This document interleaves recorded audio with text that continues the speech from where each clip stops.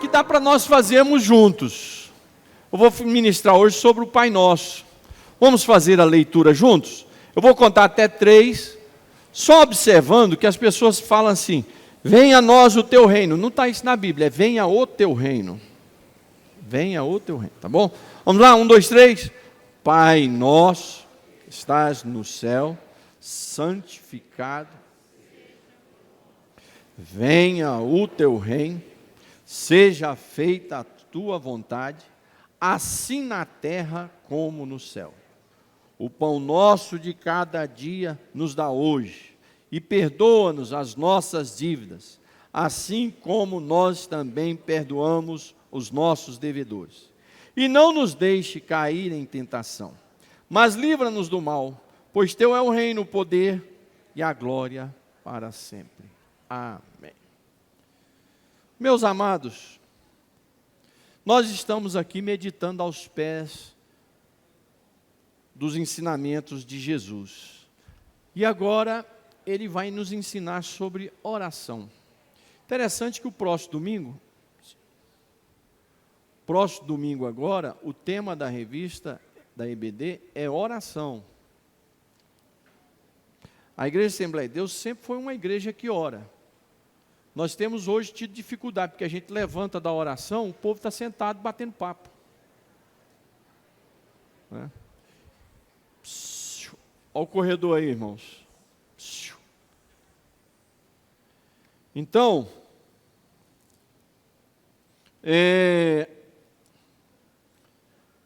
Jesus é tão maravilhoso que nos ensina até como nós orarmos. E ainda colocou alguém do nosso lado, porque a Bíblia diz que nós não sabemos orar, aí ele ainda colocou o Espírito Santo, que é ajudador, para nos ajudar a orar, até interceder por nós, porque nós não sabemos. Pois os fariseus eram tão hipócritas nas suas orações que Deus rejeitava. E os gentios eram tão vãos repetidores que também Deus rejeitava. Um repetia demais, o outro era hipócrita demais nas orações. Lembra daquela oração do fariseu? Na parábola que Jesus conta que chegou o fariseu, orava e dizia: Senhor, estou aqui, sou um santo servo de Deus, sou dizimista fiel, sou santo, estou aqui firme na tua presença, não sou semelhante àquele pecador que está lá atrás. E o pecador que estava lá atrás estava batendo no peito e dizendo: Senhor, tem misericórdia de mim, pois sou miserável pecador. Jesus disse que aquele fariseu, Deus não ouviu a sua oração, mas aquele publicano pecador foi para casa perdoado e sarado pelo poder de Deus. A oração, diz Lloyd Jones, pastor da igreja de Westminster, presbiteriana durante 30 anos, né? Dos grandes ensinadores da palavra de Deus no século XX. É a mais sublime atividade da alma do cristão. A coisa mais sublime na vida do cristão é orar, falar com Deus. Você não gosta de bater papo e conversar com uma pessoa que você tem um carisma, um carinho, um amor? Você não gosta? Então, quando a gente não gosta, a gente não quer conversar. Então, quando nós não queremos orar, é porque a gente não gosta de Jesus. Quando nós queremos orar, é porque nós gostamos dele. Quando um homem está orando, conversando com Deus, oração é conversar com Deus, encontra-se no seu, ele está ali de encontro com o seu genitor espiritual, com o seu Criador, com o seu Pai. Veja bem, quando eu e você estamos orando, nós estamos diante do nosso genitor, diante daquele que nos criou, diante do nosso Pai Celestial. Que coisa mais maravilhosa do que isso? Quando você está orando, você está diante do seu Pai Celestial. Você acha que vai sair alguma coisa ruim ali? Não vai sair coisa boa, porque Jesus diz: olha, vocês que são maus, sabem dar coisa boa para os filhos, quanto mais o Pai Celestial vos dará, né? O Espírito Santo. A oração é o teste final da qualidade de um homem, disse Lloyd Jones. A oração é o teste final da qualidade de um homem. As pessoas, não está aí esboço não, né?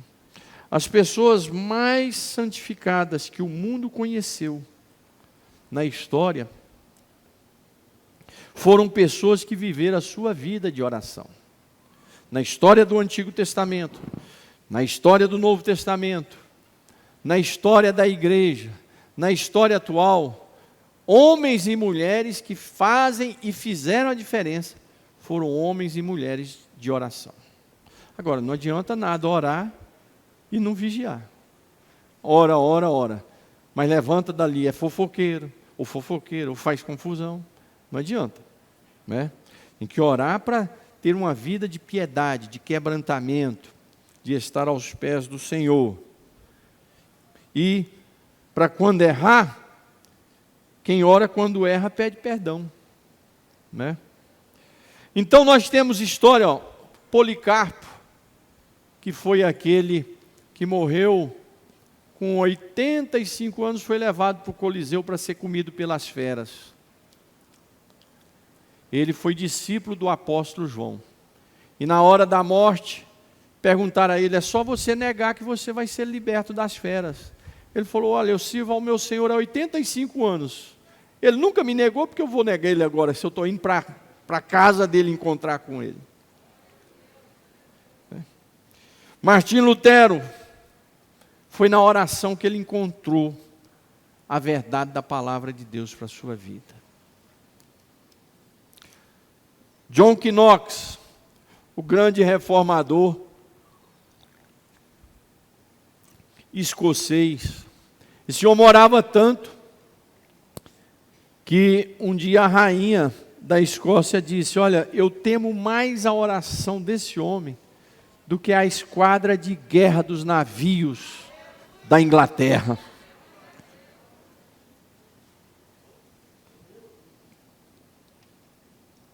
Alguém já te pediu para você orar por ele? Alguém já falou, ore por mim? Se ainda não falaram, comece a orar, porque as pessoas vão ver em você que você é um instrumento para fazer o milagre de Deus. Calvino era homem de oração. E John Wesley? Esse orava muito. Esse eu tive o prazer, está aqui no meu celular, de levar meus filhos lá na casinha dele, porque ele era semi-anão. Pequenininha, as roupinhas dele estão lá, tudo pequenininha. Aí lá está aquele quartinho famoso, onde tem aquela, tipo um púlpitozinho assim, no quartinho, um quartinho separado, em que ele colocava os seus joelhos, e aí na frente, tipo um púlpito assim, ele punha a Bíblia, ficava ali de joelho meditando na Bíblia e orando, meditando na Bíblia e orando. Quem foi John Wesley, irmãos? Esse homem revolucionou o mundo. Revolucionou o mundo. Revolucionou a história da igreja.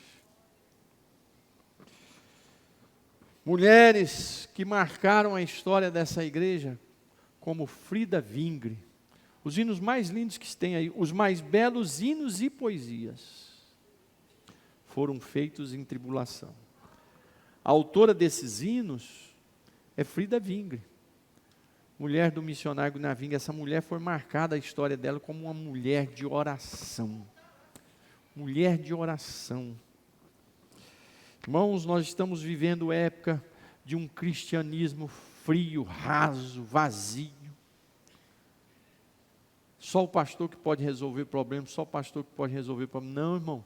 Você tem um Pai, você tem um Deus, você tem um Criador, que quando você dobra o joelho aqui na igreja ou lá na sua casa e vai falar com Ele, Ele é um Pai que vai vir te atender, vai vir te acudir.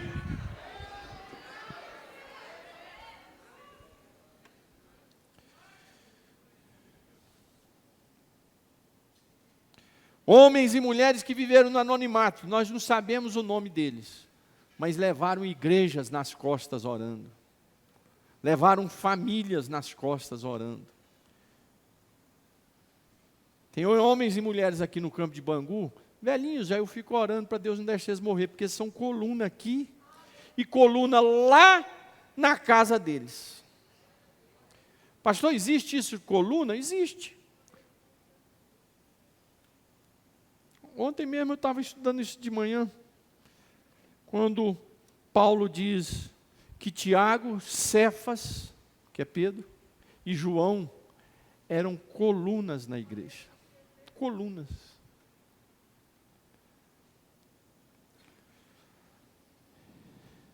Vários irmãos e irmãs, que a igreja está aí de pé, irmão, porque estão ali de joelho dobrado. Vem pastor abençoado, eles estão orando. Vem pastor tribuloso, eles estão ali orando.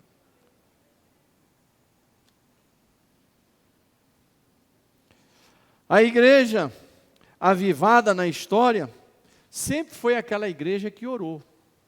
Não existe igreja que não ora, irmão.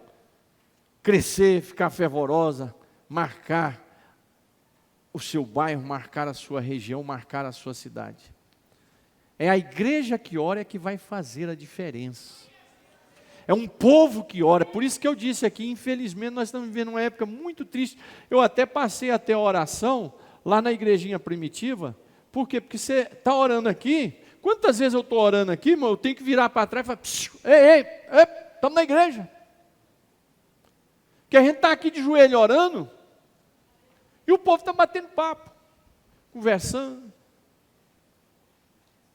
E aí ainda diz que pastor é carnal. Eles querem ver que para esse pastor ser espiritual tem que subir o pão de açúcar de costa. Chegar lá em cima, achar uma árvore, subir na árvore e ficar de cócoras lá em cima, jejuando e orando. Aí esse é espiritual.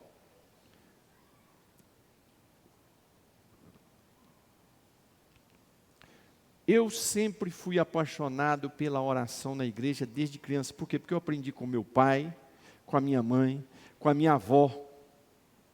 Minha avó era uma mulher de oração. Ela não perdia a oração das 9 e das 2.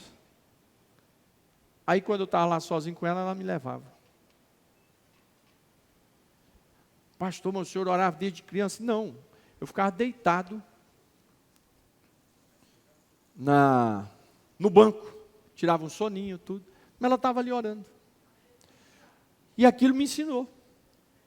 Hoje, por que eu gosto de orar? Por causa disso. Né? Eu sou muito apaixonado com um texto que Jesus reafirmou. Se fosse para ter ficado no Antigo Testamento, ele não tinha reafirmado. Mas ele repetiu o que estava lá em Isaías. A minha casa será chamada casa de oração. Isso aqui, o primeiro objetivo da igreja aqui é o povo orar. Mas hoje tem igreja que é show, que é palco, que é papagaiada. Isso aqui é casa de oração. Jesus diz, a minha casa será chamada casa de oração. O negócio é sério.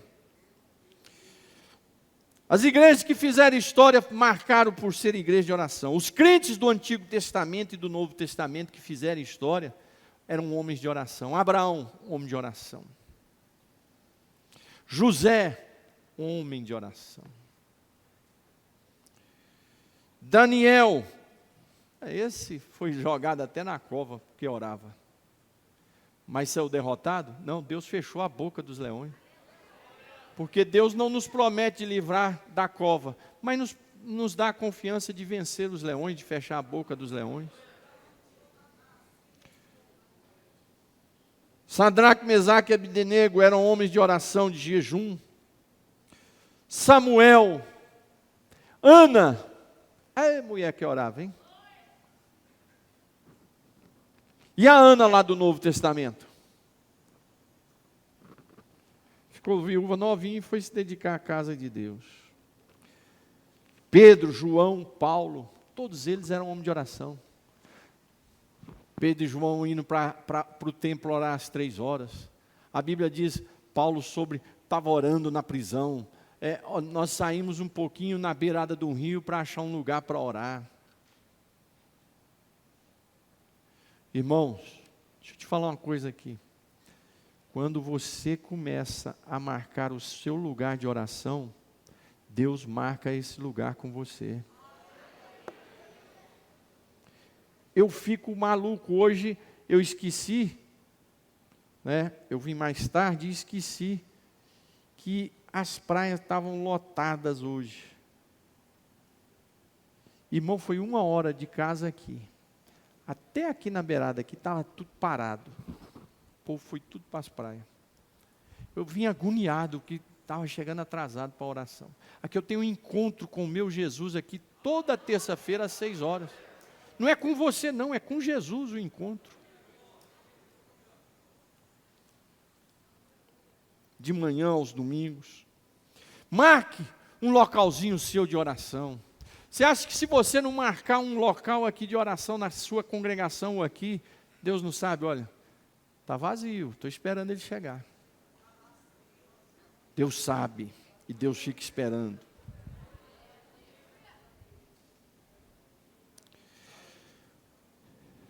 Lucas 11, os apóstolos falam: Senhor, nos ensina a orar. Você já sentiu essa necessidade? Irmãos, às vezes a gente se deixa levar assim por um momento, um período sem oração, vai dando um vazio. Olha, irmãos, os pastores, sua esposa precisa ver você orando. Eu já falei aqui, vou repetir. Teve uma vez uma esposa de um pastor falou para mim: pastor, eu nunca vi ele orando e nem lendo a Bíblia.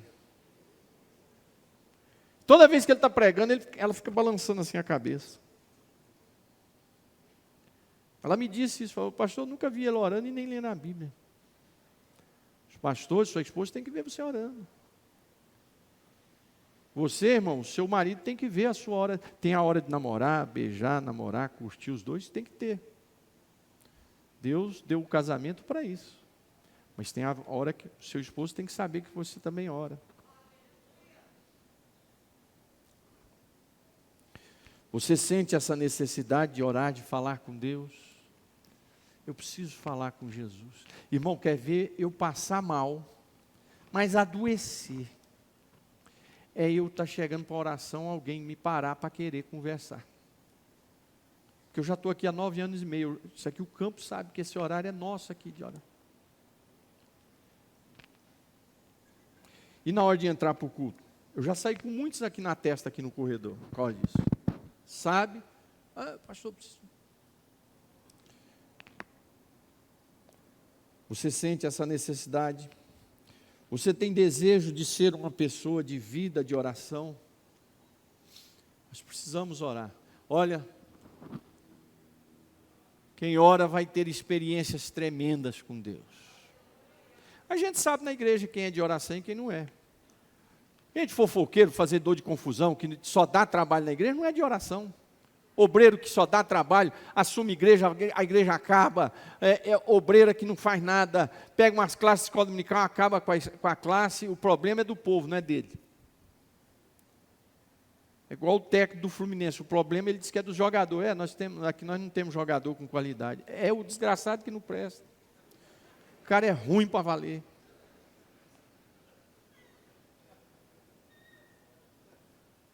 Aí é o povo que é culpado. Não, a igreja lá é um povo de miserável. O povo lá é povo do coração duro. Vai orar que o povo amolece o coração. Vai orar que daqui a pouco o povo está com o coração tudo mole, quebrantado. Jesus poderá ensinar, pois ele ensina a orar. Por quê? Porque ele vivia de oração. Então ele sabe ensinar.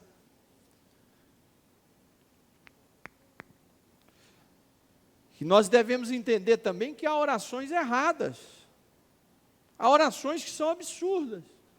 Lloyd Jones, Charles Spurgeon, eles diziam: ainda bem que muitas das nossas orações Deus não ouviu.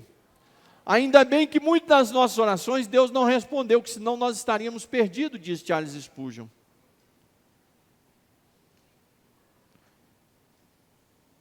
Quantas moças eu falo: Jesus, se não for essa, eu quero ir para o seminário de padre. Tem que ser essa. Jesus fala: então vai lá para o seminário de padre. Eu ia nada. Esperava outra oração.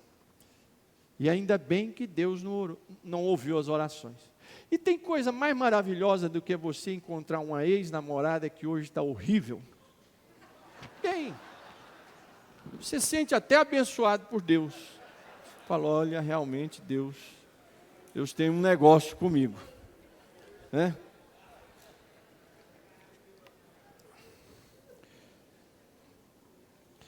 Então, muitas das nossas orações são erradas e Deus não ouve. E ainda bem. Pensa em quantas orações que você fez, que você pediu que se Deus tivesse respondido, você estava perdido hoje. São muitas. Aí Jesus diz, vocês querem aprender a orar? Então quando vocês orarem, começa assim, Pai nosso que estás no céu. Jesus está dizendo que nós temos um Pai, um Criador, um gestor, um que cuida de nós.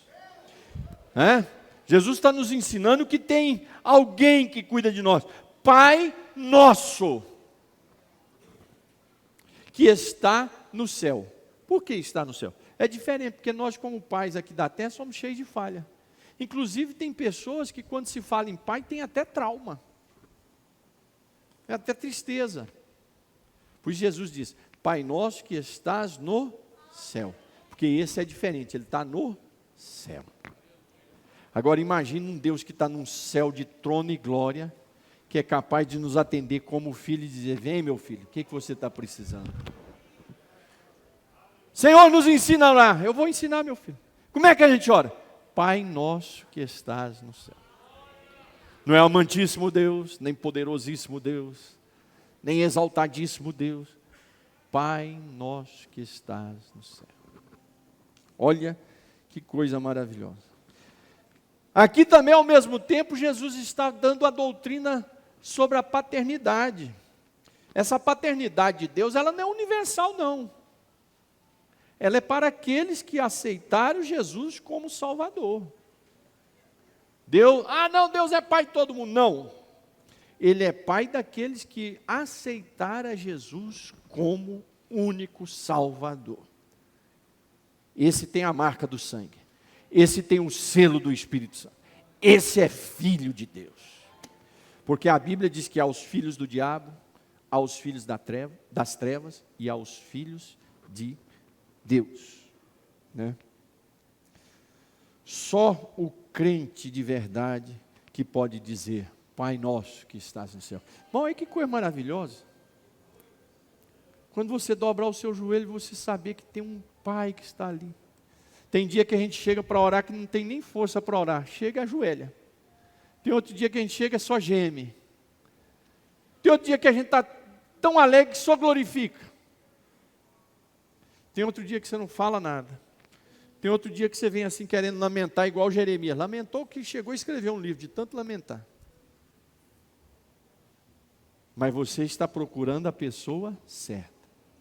O nosso Pai Celestial.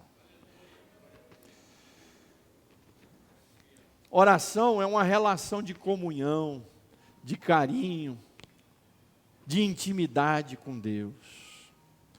Não é oração de gritaria. Né? Tem gente que vai orar, irmão, ele estampa dar murro no banco. Puf, puf, puf, puf.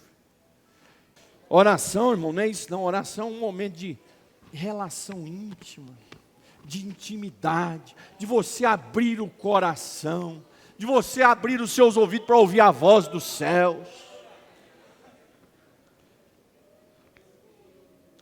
Aí a pergunta vem, você realmente conhece esse seu Pai Celestial que te salvou? Você tem tido essa intimidade com Ele? Você tem tido essa comunhão?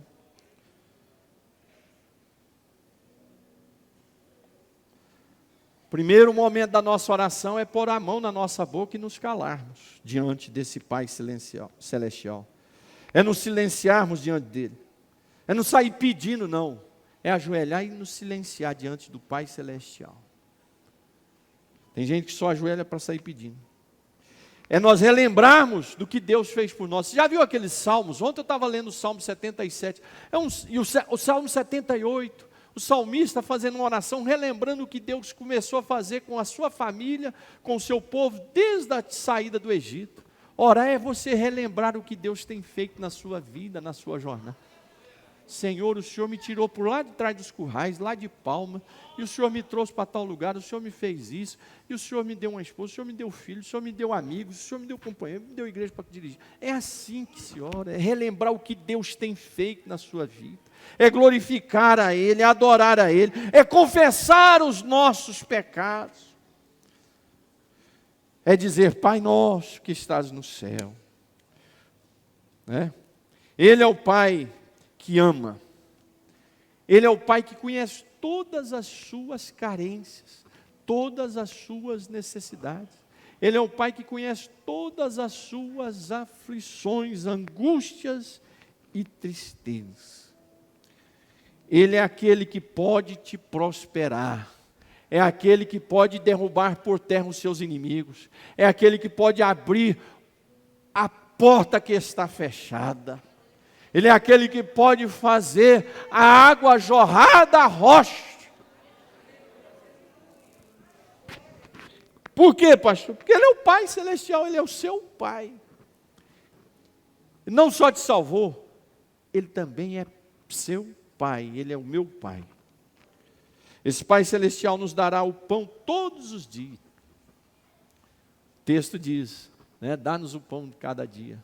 Esse Pai vai nos sustentar todos os dias. Ele sustenta os passarinhos, Ele cuida das plantas. Quanto mais você que tem a marca do sangue do seu Filho e o selo do Espírito Santo. Ele vai nos sustentar com a vestimenta, com o trabalho, com o curso que precisamos, com a roupa, com as necessidades diárias.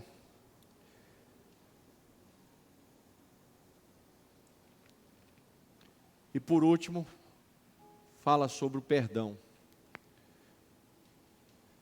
Nós só teremos sensibilidade de perdoar se entrarmos em comunhão com esse Pai Celestial. Crente que não sabe perdoar os outros, é porque não tem comunhão nenhuma com o Pai Celestial. Porque quem tem comunhão com o Pai Celestial, ele sabe perdoar os outros. Por quê? Porque sempre ele está confessando diante do Pai e recebendo perdão diariamente. Então ele também sabe perdoar. Crente que não sabe perdoar, é crente que não tem comunhão com o Pai Celestial. É crente que não tem a experiência do perdão de Deus na sua vida. Esse é o nosso Pai Celestial. Desfrute dele. Ame-o, sirva. Ore a Ele que Ele está pronto a nos atender e te atender. De pé, igreja. Glória a Deus. Aleluia. Aleluia. Aleluia. Aleluia. Pai nosso que estás no céu, acabamos de ministrar a Tua palavra. Que essa palavra venha remoer na nossa alma, na nossa mente, no nosso coração. Queremos Te louvar porque Tu és o nosso Pai Celestial. Nós estávamos como os gentios pecadores, sentados em trevas, mas raiou a luz de Jesus Cristo, a luz da salvação. O Senhor nos deu o Espírito Santo, nos deu a Tua palavra, colocou os Teus anjos a nosso favor, e o Senhor tem cuidado de nós. Muito obrigado, muito obrigado. Muito obrigado pelo perdão dos nossos pecados.